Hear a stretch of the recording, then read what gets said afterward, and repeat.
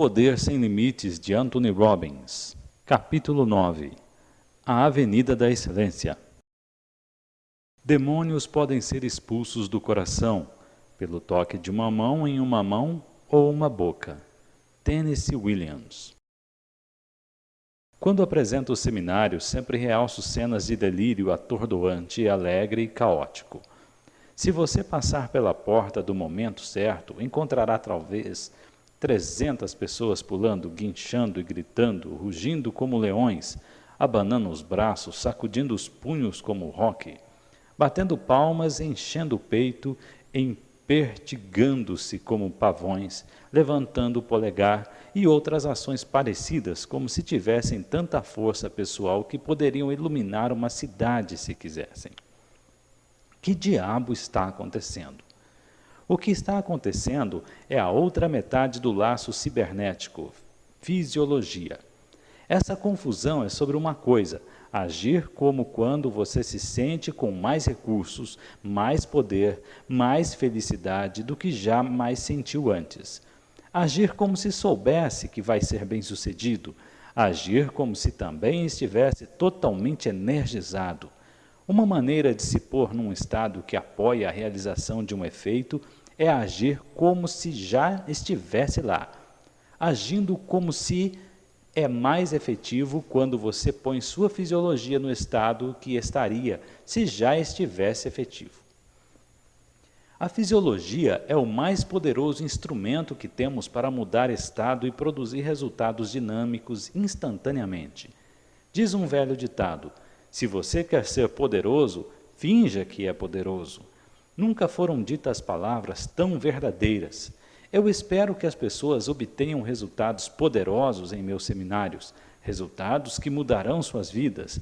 Para fazer isso, elas têm que estar com sua fisiologia mais rica de recursos possível, pois não há ação poderosa sem uma fisiologia poderosa. Se você adotar uma fisiologia vital, dinâmica, excitada, automaticamente adotará a mesma espécie de estado. A maior alavanca em qualquer situação é a fisiologia, porque ela trabalha muito rápido e sem falhas. A fisiologia e as representações interiores estão totalmente ligadas. Se você muda uma, instantaneamente você mudará a outra. Gosto de dizer: não há mente, só há corpo, e não há corpo, só há mente. Se você mudar sua fisiologia, isto é, sua postura, modo de respirar, sua tensão muscular, sua tonalidade, no mesmo instante você muda suas representações interiores e seu estado. Pode se lembrar de uma época em que você se sentia completamente exausto? Como percebia o mundo?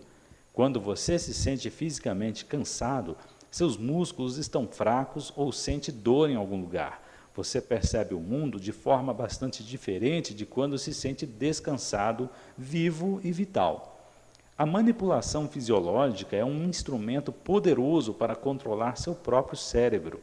Assim, é de extrema importância que entendamos quão fortemente ela nos afeta, que não é alguma variável insignificante, porém uma parte absolutamente crucial de um laço cibernético que está sempre em ação.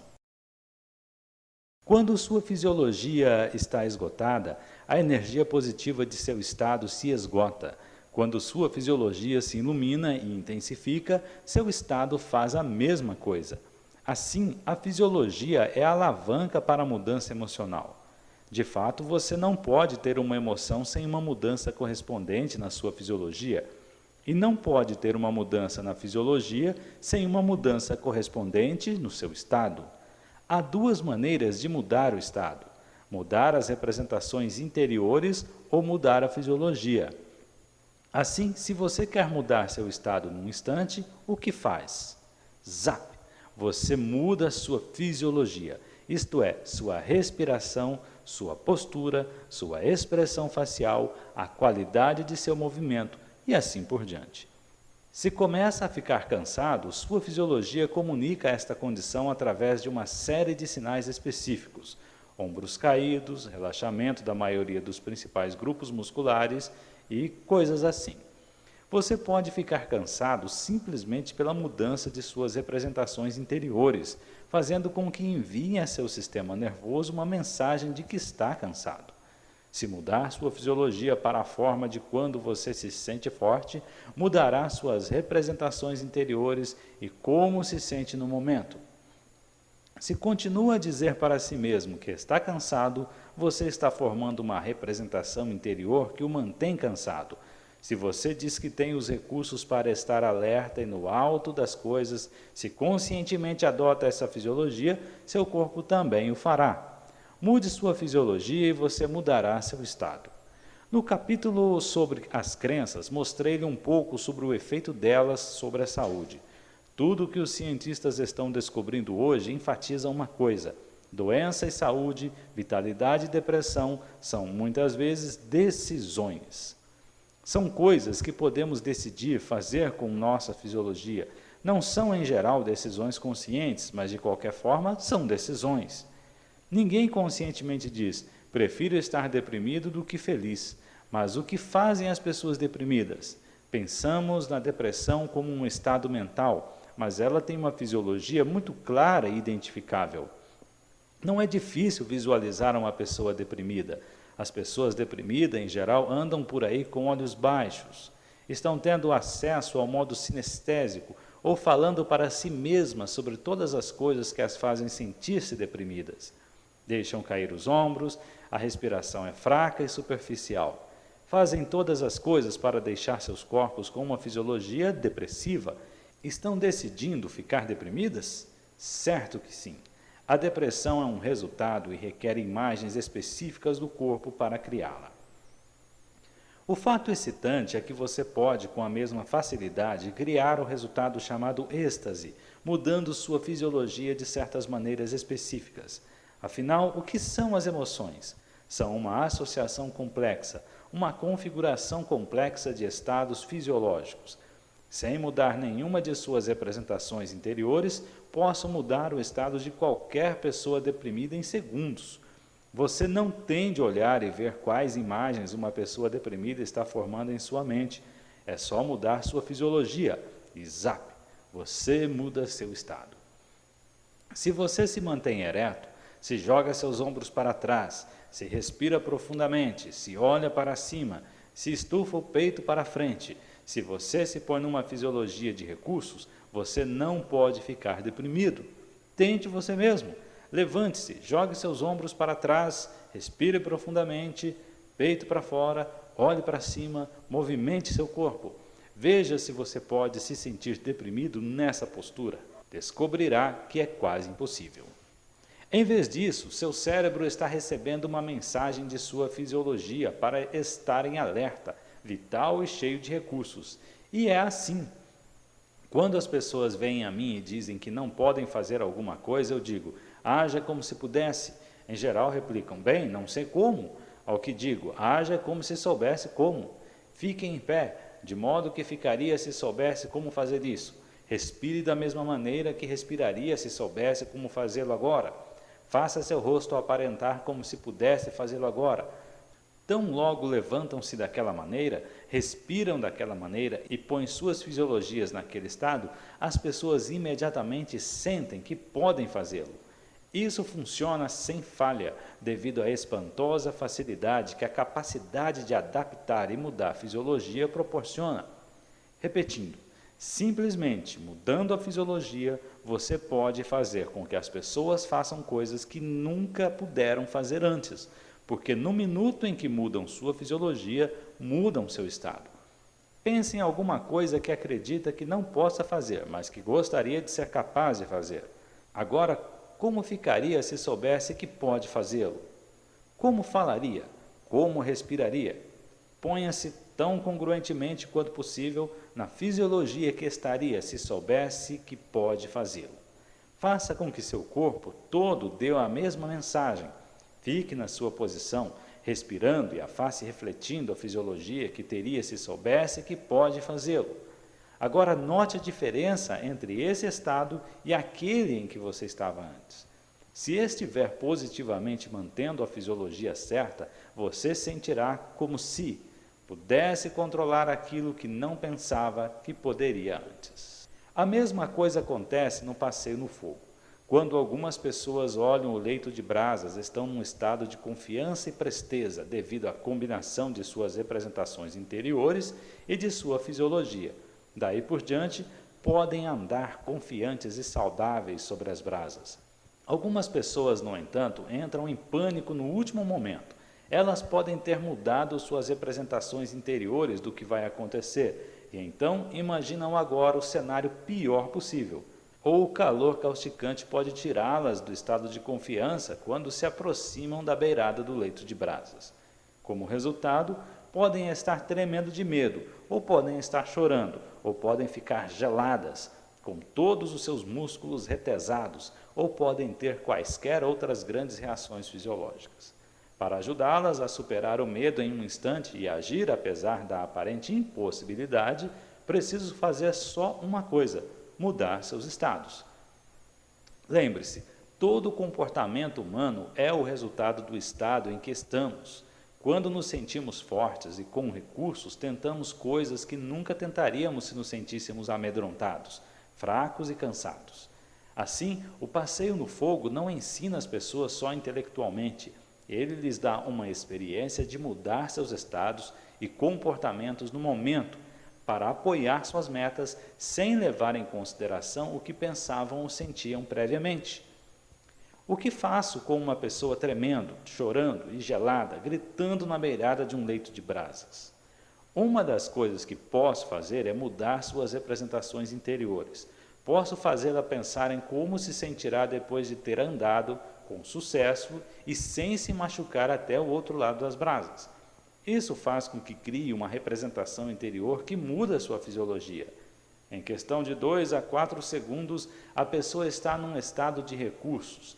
Você pode vê-la mudar sua respiração e expressão facial. Então digo a ela que vá, e a mesma pessoa que segundos antes estava paralisada de medo, agora anda decidida sobre as brasas e festeja do outro lado. Mas algumas vezes as pessoas têm imagens interiores nítidas de queimaduras ou tropeços que são maiores do que suas representações de serem capazes de andar com sucesso e sem lesões. Assim, preciso fazer com que mudem suas submodalidades, e isso pode levar tempo. Uma outra escolha, que é mais eficiente quando alguém está totalmente em pânico frente às brasas, é mudar sua fisiologia. Afinal, se ela muda suas representações interiores, o sistema nervoso tende a avisar o corpo para mudar sua postura, modo de respirar, tensão muscular e assim por diante. Assim, por que não ir só ao ponto, ignorar todas as outras comunicações e mudar a fisiologia diretamente? Assim, pego a pessoa que está chorando e faço-a olhar para cima. Fazendo isso, ela começa a ter acesso aos aspectos visuais de sua neurologia em vez de seus aspectos sinestésicos. Quase imediatamente ela para de chorar. Tente isso com você, se estiver transtornado ou chorando e quiser parar, olhe para cima. Ponha seus ombros para trás e fique num estado visual. Suas sensações mudarão quase no mesmo instante. Você pode fazer isso com seus filhos. Quando se machucam, façam-os olharem para cima. O choro e a dor pararão, ou pelo menos diminuirão muito num instante. Posso então fazer a pessoa ficar em pé da maneira que ficaria se estivesse totalmente confiante e soubesse que pode andar com sucesso e sem se ferir nas brasas, respirar da forma que estaria respirando e dizer alguma coisa num tom de voz de alguém que está totalmente confiante.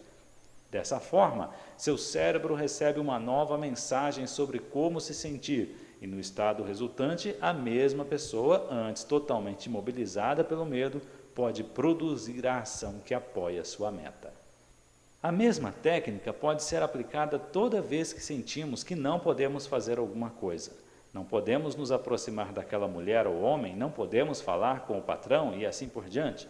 Podemos mudar nossos estados e nos fortalecer para agir, seja mudando as imagens e diálogos em nossas mentes ou mudando a maneira como ficamos em pé, como respiramos e o tom de voz que usamos. O ideal é mudar ambos, fisiologia e tom. Tendo feito isso, logo podemos nos sentir com recursos e sermos capazes de prosseguir com ações necessárias para produzir os resultados que desejamos.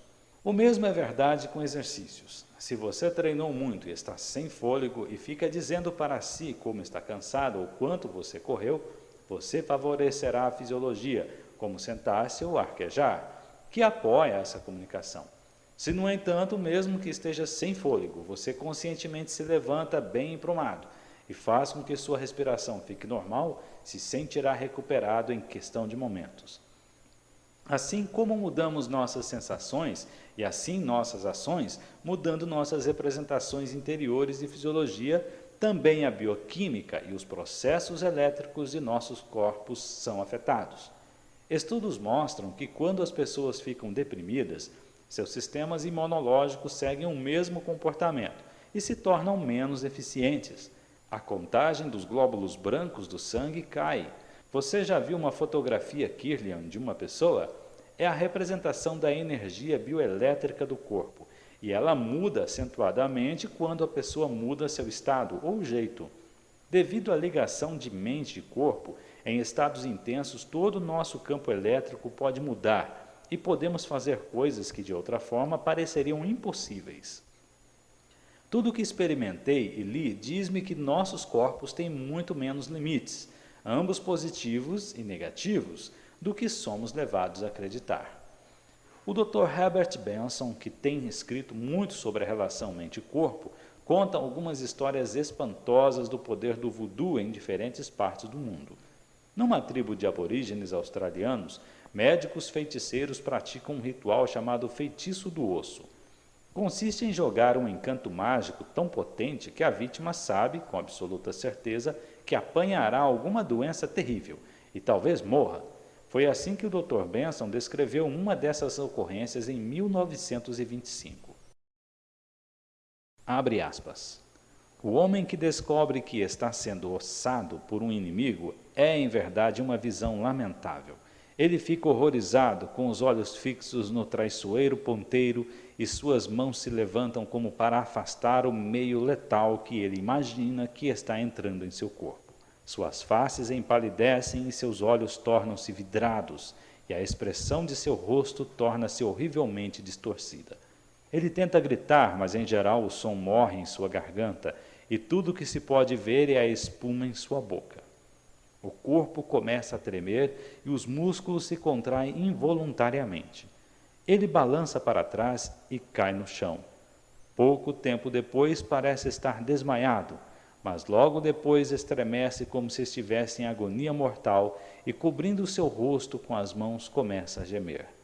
Sua morte é só uma questão de tempo. Fecha aspas.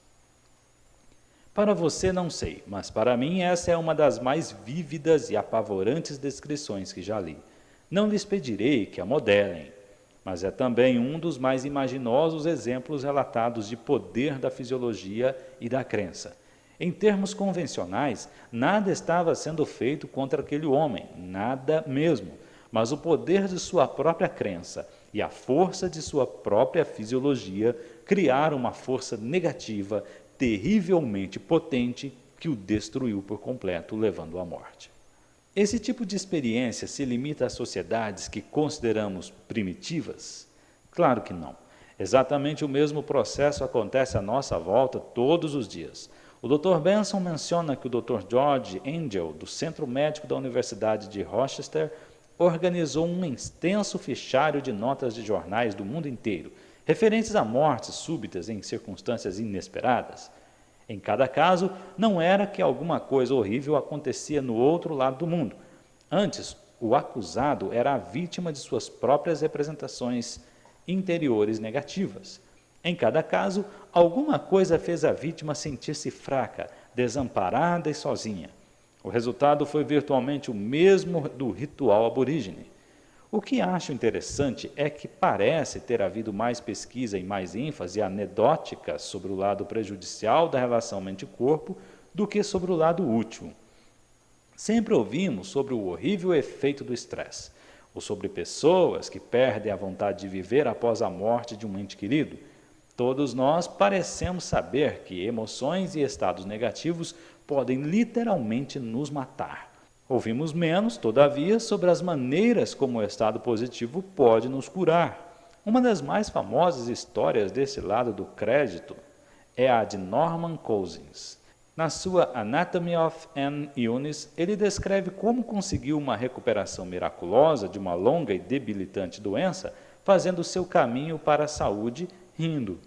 Rir era um dos instrumentos que Cousins usava num esforço consciente para mobilizar sua vontade de viver e prosperar. A maior parte de seu tratamento era passar uma boa parte de seu dia imerso em filmes, programas de televisão e livros que o fizessem rir. É óbvio que isso mudou as consistentes representações interiores que fazia, e a risada mudou radicalmente sua fisiologia, e assim suas mensagens para o sistema nervoso sobre como devia reagir. Descobriu que se seguiam mudanças imediatas e físicas positivas. Dormia melhor, sua dor se aliviava, sua presença física toda melhorava. Com o tempo, recuperou-se por completo, apesar de um de seus médicos ter dito a princípio que ele tinha 1 em 500 probabilidades de conseguir recuperação total.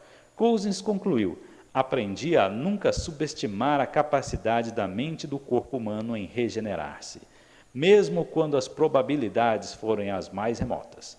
A força da vida talvez seja menos compreendida das forças da Terra.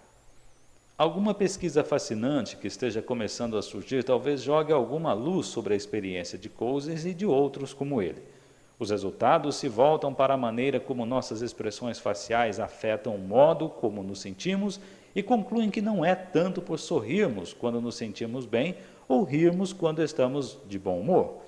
Antes, sorrir e rir determinam processos biológicos que de fato nos fazem sentirmos bem. Aumentam o fluxo de sangue para o cérebro e mudam o nível de oxigênio, o nível de estímulos dos neurotransmissores. A mesma coisa acontece com outras expressões. Põe a sua expressão facial na fisiologia de medo, raiva, repugnância ou surpresa, e isso é o que você sentirá. Nossos corpos são nossos jardins. Nossas vontades são nossos jardineiros. William Shakespeare. Existem cerca de 80 músculos no rosto e eles agem como torniquetes, seja para manter o suprimento de sangue estável enquanto o corpo está experimentando loucas atividades, ou para alterar o suprimento de sangue do cérebro e assim, de uma certa forma, o funcionamento do mesmo. Num famoso documento escrito em 1907, um físico francês chamado Israel Weinbold apresentou a teoria de que as expressões faciais realmente mudam as sensações. Hoje, outros pesquisadores estão descobrindo a mesma coisa. Assim como o Dr. Paul Ekman, professor de psiquiatria da Universidade da Califórnia, São Francisco, falou ao Los Angeles Times em 5 de junho de 1985. Sabemos que se você tem uma emoção, ela se mostra no seu rosto. Agora estamos vendo-a seguir outro caminho também. Você se torna o que põe em seu rosto. Se você ri no sofrimento, você não está sofrendo no seu interior. Se seu rosto mostra tristeza, você a sente dentro. De fato, diz Ekman, o mesmo princípio é usado regularmente para repelir os detectores de mentiras. Pessoas que se põem numa fisiologia de crença, mesmo quando estão mentindo descaradamente, registrarão a crença. Tudo isso é como o que eu e outros da comunidade de PNL estamos ensinando há anos. Só agora parece que a comunidade científica está verificando o que já achávamos útil. Há muitas outras coisas neste livro que serão confirmadas em anos futuros. Você não precisa, porém, esperar que um pesquisador acadêmico a confirme para você. Você pode usá-lo de imediato e seguir os resultados que deseja agora. Estamos aprendendo agora tanto sobre as correlações mente-corpo que algumas pessoas ensinam que tudo o que realmente temos a fazer é cuidar bem de nosso corpo. Se seu corpo está trabalhando a níveis de pico, seu cérebro também trabalhará mais efetivamente. Quanto melhor o modo como usa seu corpo, melhor o cérebro trabalha. Essa é a essência do trabalho de Moshe Feldenkrais, já falecido. Ele usava o movimento para ensinar as pessoas a pensar e a viver. Feldenkrais descobriu que simplesmente pelo trabalho num nível sinestésico, você pode mudar sua própria imagem, seu estado e o total funcionamento de seu cérebro. De fato, ele afirmava que a qualidade de sua vida é a qualidade de seu movimento. Seus trabalhos são uma fonte inestimável para criar transformações humanas através da mudança da fisiologia de maneira específica. Um importante corolário de fisiologia é a congruência. Se estou lhe dando o que penso ser uma mensagem positiva, mas minha voz é fraca e experimental, a linguagem de seu corpo é desarticulada e desfocada, porque sou incongruente. A incongruência não me deixa ser tudo o que posso ser, de fazer tudo o que posso fazer e de criar meu mais forte estado. Dar a si mesmo mensagens contraditórias é uma maneira subliminar de atrair um soco. Você deve ter tido experiências quando não acreditou numa pessoa, mas não sabia ao certo por quê. O que a pessoa dizia fazia sentido, mas você, de alguma forma, acabava realmente não acreditando nela. Seu inconsciente captou alguma coisa que seu consciente não captou. Por exemplo, quando você formulou uma pergunta, a pessoa pode ter dito sim, mas ao mesmo tempo a cabeça lentamente se movia dizendo não. Ou ela pode ter dito, posso resolver isso, mas você notou que seus ombros estavam curvados, seus olhos baixos e sua respiração era superficial. E tudo isso falou ao seu inconsciente que, na realidade, a pessoa estava dizendo, não posso resolver isso. Parte dela queria fazer o que você estava pedindo, e parte não queria, parte estava confiante, e parte não estava. A incongruência laborou contra aquela pessoa, que estava tentando ir em duas direções ao mesmo tempo. Estava representando uma coisa com suas palavras e outra bem diferente com sua fisiologia. Todos temos experiência do preço da incongruência quando parte de nós realmente quer alguma coisa, mas a outra parte interior parece nos deter. Congruência é força. Pessoas consistentemente bem-sucedidas são aquelas que podem confiar em todos os seus recursos, mentais e físicos, para trabalharem juntos para a realização de uma tarefa.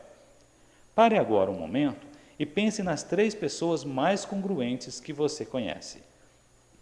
Agora pense nas 3 mais incongruentes que você conhece.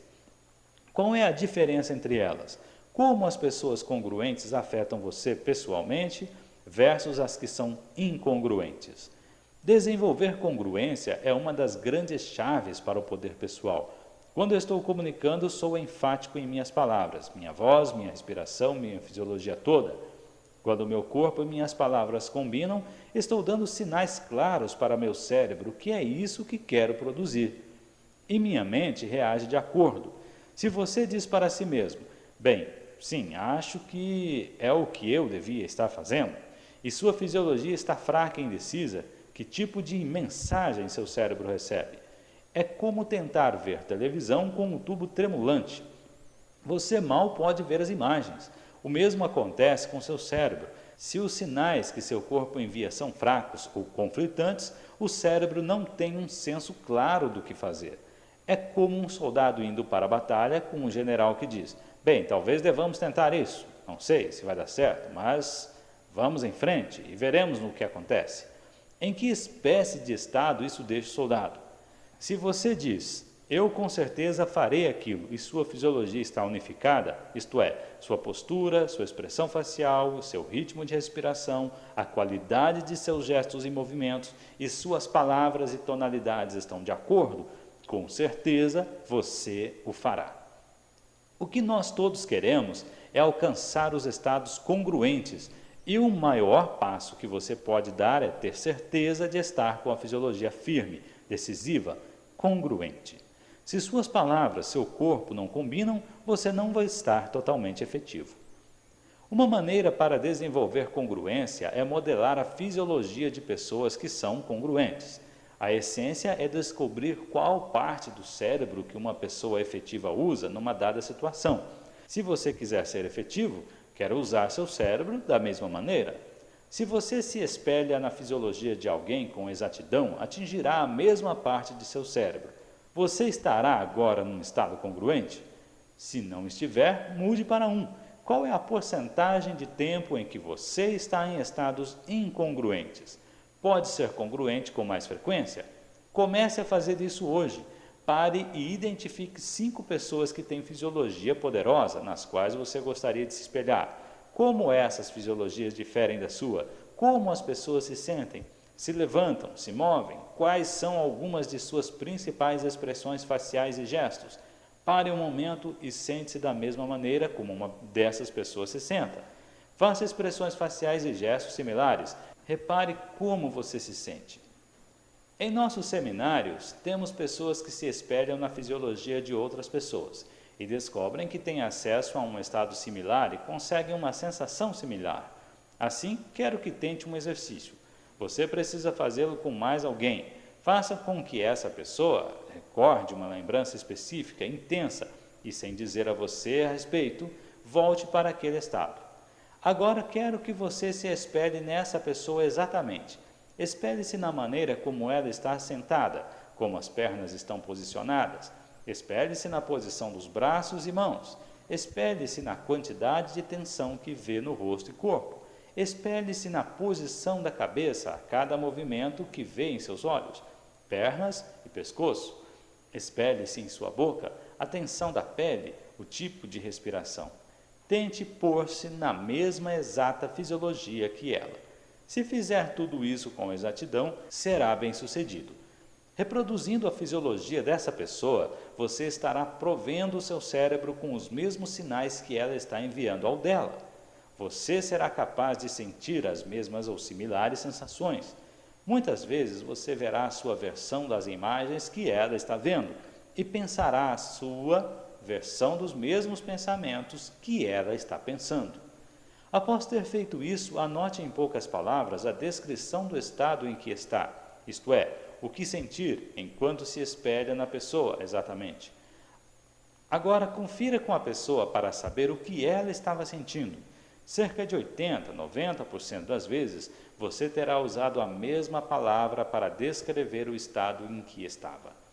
Há muitas pessoas em cada seminário que começam a ver o que a outra pessoa está vendo. Descrevem exatamente onde estava a pessoa ou identificam as pessoas que imaginaram em sua mente. Algumas dessas exatidões desafiam as explicações racionais. É quase uma experiência psíquica, só que não há treinamento psíquico. Tudo o que fizemos é entregar nossos cérebros as mesmas mensagens da pessoa que estamos espelhando. Sei que isso parece difícil de acreditar, mas em meus seminários há pessoas que aprenderam que isso pode ser feito após 5 minutos de treino. Não posso garantir que você será bem-sucedido logo da primeira vez, mas se chegar perto, você se encontrará no mesmo estado de raiva, dor, tristeza, exaltação, alegria ou êxtase que a outra pessoa. No entanto, você não conversou com ela antes para saber como ela estava se sentindo. Algumas pesquisas recentes dão apoio científico para isso. Segundo uma reportagem da revista Omni, de divulgação científica, 2 pesquisadores descobriram que as palavras têm um padrão elétrico característico no cérebro. O neurologista Donald York, do Centro Médico da Universidade do Missouri, e o foniatra de Chicago, Tom Jensen, descobriram que os mesmos padrões mantêm-se verdadeiros de pessoa para pessoa. Numa experiência, eles até foram capazes de encontrar o mesmo padrão de onda cerebral em pessoas que falavam línguas diferentes. Eles já programaram computadores para reconhecer esses padrões de ondas cerebrais e assim podem interpretar as palavras na mente de uma pessoa antes mesmo de serem faladas. Os computadores podem literalmente ler mentes, da mesma forma que podemos quando refletimos fisiologia com precisão. Alguns aspectos únicos de fisiologia, olhares especiais, tonalidade de voz ou gestos físicos, podem ser encontrados em pessoas de grande poder como John F. Kennedy, Martin Luther King Jr. ou Franklin Roosevelt. Se você puder modelar suas fisiologias específicas, terá acesso às mesmas partes ricas de recursos do cérebro e começar a processar informações da maneira que eles fazem. Literalmente, você sentirá como eles se sentiam. É óbvio que uma vez que a respiração, o movimento e a tonalidade de voz são fatores críticos para criar estados, as fotos dessas pessoas não dão as quantidades específicas de informações que seriam desejáveis. Um filme ou vídeo seria ideal.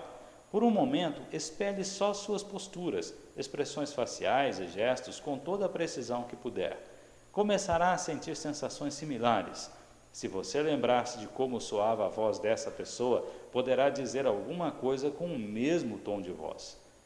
Note também o nível de congruência que essas pessoas compartilhavam. Suas fisiologias estão passando uma única mensagem e não mensagens conflitantes. Se você estivesse incongruente quando espelhasse suas fisiologias, não se sentiria como elas se sentiram, porque você não estaria enviando as mesmas mensagens para o cérebro. Se, por exemplo, você estivesse espelhando a fisiologia e simultaneamente dizendo para si mesmo, pareço um bobo, não aproveitaria todos os benefícios do espelhamento porque não estaria congruente. Seu corpo estaria dizendo uma coisa e sua mente outra. O poder resulta da entrega de uma mensagem unificada. Se puder conseguir um tape de um discurso de Martin Luther King Jr. e falar como ele falava, duplicando sua tonalidade, valor e tempo, você poderá sentir um senso de poder e força como nunca sentiu antes. Uma das grandes vantagens de ler um livro escrito por alguém como John Kennedy, Benjamin Franklin ou Albert Einstein é que você fica num estado similar ao deles. Você começa a pensar como os autores, criando a mesma espécie de representações interiores. Mas duplicando suas ideologias, você sentirá como eles na carne e até se comportará como eles.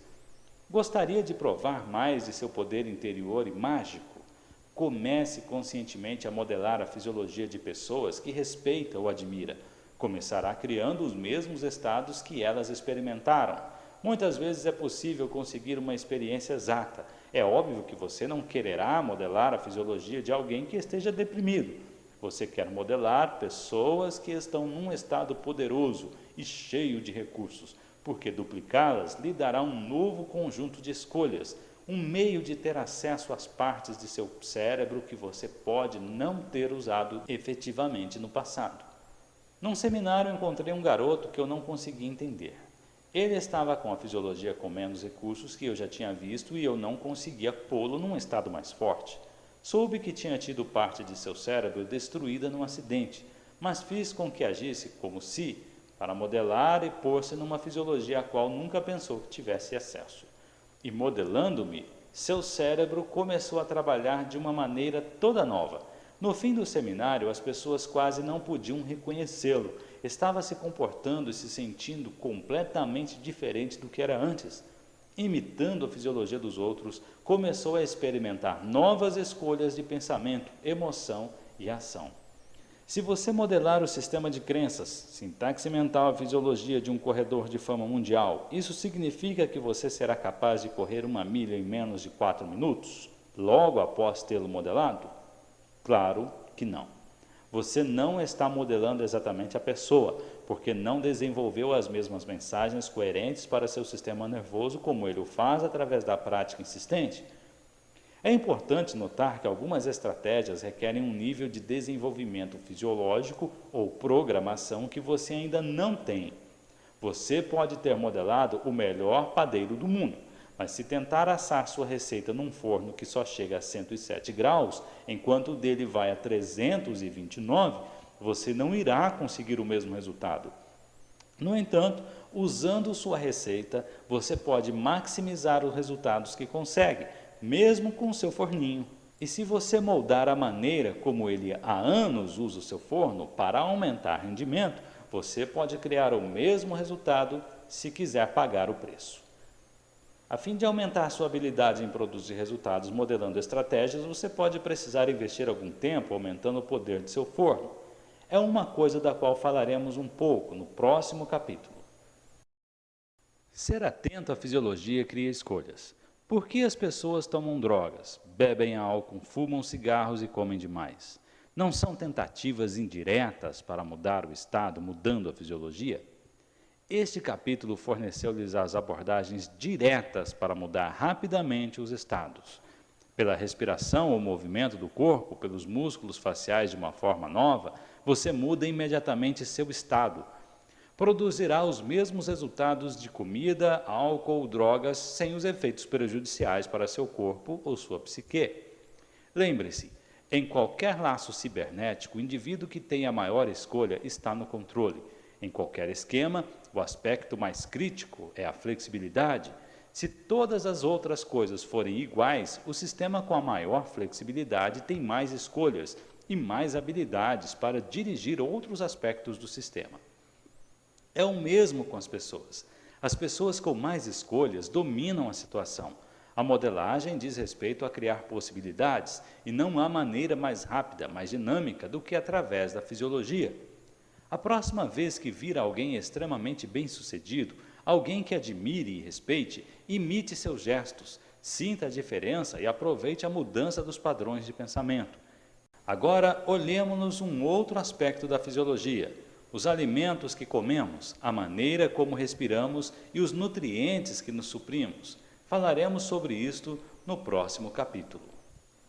Fim do capítulo 9.